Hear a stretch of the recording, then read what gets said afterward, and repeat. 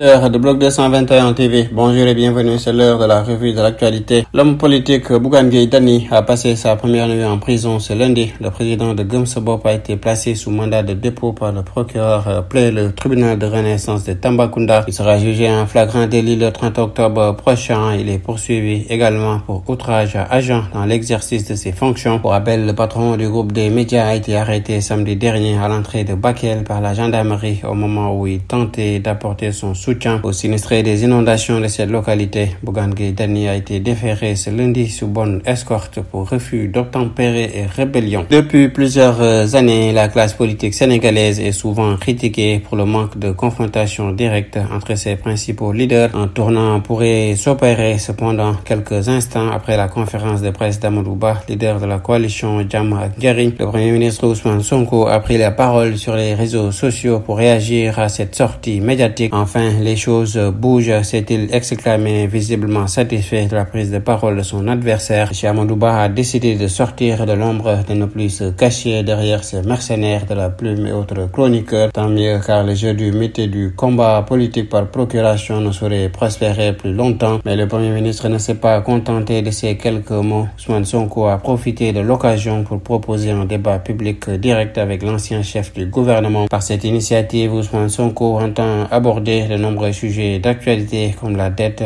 le déficit public, la fiscalité, le foncier ainsi que les ressources minières et pétrolières du pays, sans oublier la question de la masse salariale. Au niveau du département de Nioro du Rip, c'est dans la région de Kaolack que le camp présidentiel se renforce. Ainsi, 3 maires de communes ont quitté ce lundi leur désormais ex-formation politique pour rejoindre le PASTEF. Il s'agit de Abdou Ndiaye de Keur Maba Diakhou, de Saliou Cissé de Kaymor et de Modou Diao de Keur Mandongo. Ces édiles comptent se donner corps et âme pour la réussite du projet cher au duo Diomaye Sonko. Les bourses des étudiants seront progressivement payées d'ici 2 à 3 semaines, a assuré lundi le ministre de l'Enseignement supérieur, de la Recherche et de l'Innovation. Abdourahmane Diouf s'exprimant lors de l'ouverture d'un atelier portant sur l'évaluation du système LMD. Il a signalé que ses services ont travaillé avec la banque chargée d'assurer le paiement sur ce point. Il dit espérer qu'il n'y aura pas de rupture dans le paiement de l'intégralité des bourses. L'actualité hors de nos frontières, trottoir repeint, affiche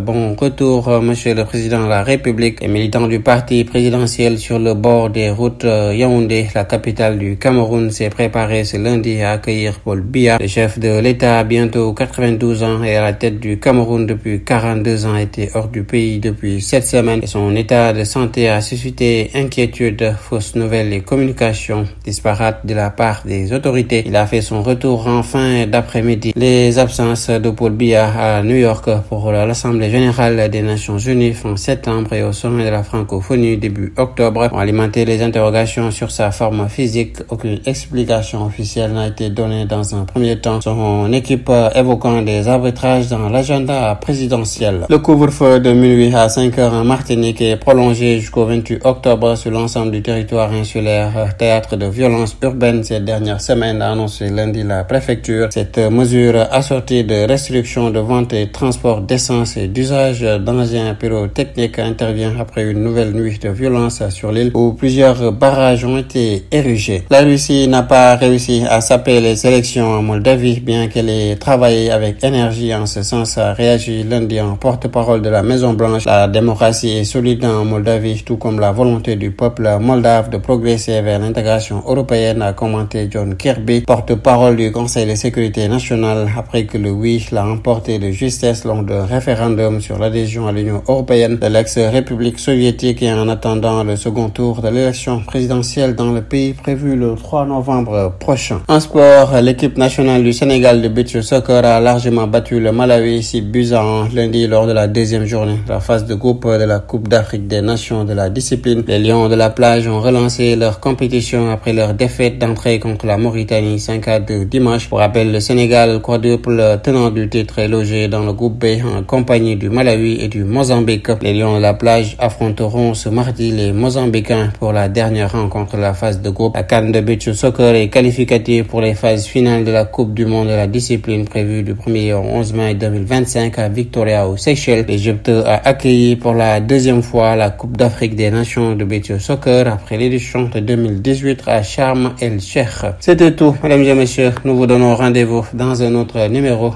D'ici là, restez avec nos programmes. Bloc 221 TV.